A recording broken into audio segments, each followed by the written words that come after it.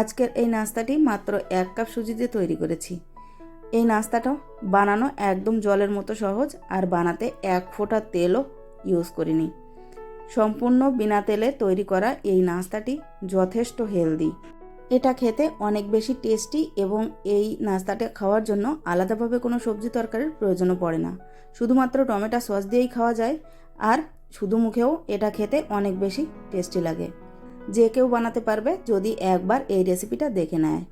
নমস্কার, আমি নীলিমা, আপনারা দেখছেন এনপি টেস্টি ফুড। তো চলুন বন্ধুরা, আজকে এই খুব সহজ এবং সিম্পলভাবে বানানো স্বাস্থ্যকর নাস্তার রেসিপিটি দেখে নেওয়া যাক।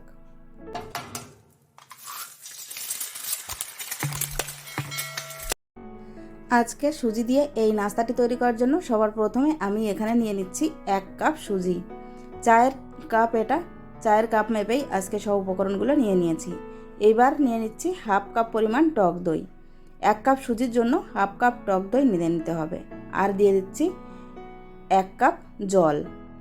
এবার এই সব উপকরণগুলোকে একটা স্পুনের সাহায্যে বেশ ভালোভাবে মিলিয়ে নেব। তারপর এর ভেতরে দিয়ে দেবো স্বাদ মতো লবণ, আর দিয়ে দেবো টেবিল চামচ ভরে 1 চামচ চিনি। এই রেসিপিতে এই চিনিটা দেওয়ার ফলে এর একটা সুন্দর টেস্ট আসে, হালকা হালকা মিষ্টি একটা ফ্লেভার আসে, যার কারণে এই রেসিপিটা খেতে অনেক বেশি সুস্বাদু মনে হয়। বন্ধুরা, এই সব উপকরণ স্পুনের সাহায্যে বেশ ভালোভাবে মিলিয়ে নিয়েছি। এবার এই মিশ্রণটাকে দিয়ে দেবো সরাসরি মিক্সিং জারের ভেতর। তো দেখুন, এই মিশ্রণটার কনসিস্টেন্সিটা ঠিক এরকম আছে। এবার দিয়ে দিলাম মিক্সিং জারের ভেতর। এরপর ভালোভাবে এটাকে একটু ঘুরিয়ে নেব। বন্ধুরা, এই রেসিপিটা বানানো এতটাই সহজ আর ঝটপট তৈরি হয়ে যায়। মাত্র 5 মিনিটেই কিন্তু এই নাস্তাটি তৈরি করে টিফিনেও দেওয়া যেতে পারে, অথবা সকালের জলখাবারের জন্য রেডি করে নেওয়া যেতে পারে। মিক্সিতে দিয়ে মিশ্রণটাকে বেশ ভালোভাবে একটু ব্লেন্ড করে নিয়েছি। এবার ওই পাত্রের ভেতর আবার ঢেলে দিলাম। তো দেখুন বন্ধুরা, এখানে মিশ্রণটা কিন্তু আগের তুলনায় বেশ অনেকটাই মিহি হয়ে গেছে। আর এই রেসিপিটা বানানোর জন্য কোনো প্রকারের রেস্টে রাখারও প্রয়োজন নেই, ঝটপট তৈরি করে ঝটপট রেডি করে নেওয়া যায়। এরপর এর ভেতরে দিয়েছি 1/2 চামচের মতো বেকিং সোডা। বেকিং সোডার পরিবর্তে এখানে কিন্তু ইনো দেওয়া যেতে পারে। 1 প্যাকেট 10 টাকার ইনো দিয়ে দিলেও কিন্তু এই রেসিপিটা খুব সুন্দরভাবে তৈরি করা হয়ে যায়। বেকিং সোডা দেওয়ার পর বেশ ভালোভাবে একটু নাড়িয়ে নিতে হবে। তো দেখুন, এটা কিন্তু আগের তুলনায় বেশ হালকা হয়ে গেছে। তাড়াতাড়ি এই রেসিপিটাকে তৈরি করে নিতে হবে। আর তার জন্য আমি চুলোয় আগে থেকে একটা ফ্রাই প্যান বসিয়ে দিয়েছি। আর এই রেসিপিটা বানানোর জন্য কিন্তু 1 ফোঁটাও তেল দেওয়ার প্রয়োজন পড়বে না, সরাসরি প্যানের ভেতর দিয়েই কিন্তু ব্যাটার তৈরি করে নেওয়া যেতে পারে।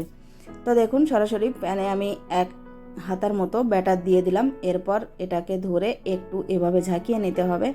আর ঝাঁকিয়ে নিলেই মিনিট খানেকের মধ্যে দেখবেন যে এটা বেশ শুকিয়ে উঠতে শুরু করেছে। তখন এর ভেতরে দিয়ে দিতে হবে পেঁয়াজ কুচি, টমেটো কুচি, কাঁচা লঙ্কা কুচি এবং দিয়ে দিচ্ছি ধনেপাতা কুচি। আর উপর থেকে দিয়ে দেবো কিছুটা পরিমাণ চিলি ফ্লেক্স। বন্ধুরা, এখানে ঝালটা অবশ্যই আপনাদের টেস্ট অনুযায়ী দেবেন। তো চিলি ফ্লেক্স দিয়ে দেওয়ার পর উপরের সারফেসটা শুকিয়ে যাওয়া পর্যন্ত অপেক্ষা করব। খুব বেশি সময় লাগে না এটা হওয়ার জন্য, মাত্র মিনিট থেকে 1.5 মিনিটের মধ্যেই কিন্তু এই রেসিপিটা তৈরি করা হয়ে যায়। তো দেখুন বন্ধুরা, উপরের সারফেসটা বেশ ভালোভাবে শুকিয়ে গেছে। এবার আমি নামিয়ে নিচ্ছি। এই একইভাবে বাকি নাস্তাগুলোকেও তৈরি করে নেব।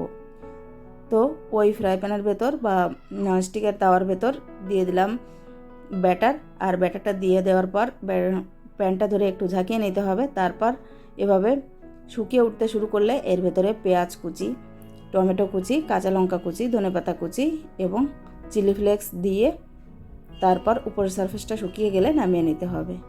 বন্ধুরা, আজকে এই খুব সহজভাবে তৈরি করা সুজি দিয়ে উত্তাপাম এর রেসিপিটি যদি আপনাদের ভালো লেগে থাকে, অবশ্যই একটা লাইক করার অনুরোধ রইল। আপনাদের করা একটা লাইক আমাকে নেক্সট ভিডিও তৈরি করার জন্য অনেক বেশি মোটিভেট করে। আজকের এই রেসিপিটা যদি আপনারা ইউটিউব থেকে দেখে থাকেন তাহলে চ্যানেলটিকে সাবস্ক্রাইব, এবং যদি ফেসবুক থেকে দেখে থাকেন তাহলে পেজটিকে ফলো করে নেওয়ার অনুরোধ রইল। আর যারা অলরেডি সাবস্ক্রাইব করে দিয়েছেন তাদেরকে জানাই অসংখ্য ধন্যবাদ। এভাবেই আমার পাশে থাকবেন। তো দেখুন বন্ধুরা, এখানে দেখতে দেখতে 2টো নাস্তা আমি তৈরি করে নিয়েছি। এই একইভাবে সবগুলো নাস্তা তৈরি করে নেব।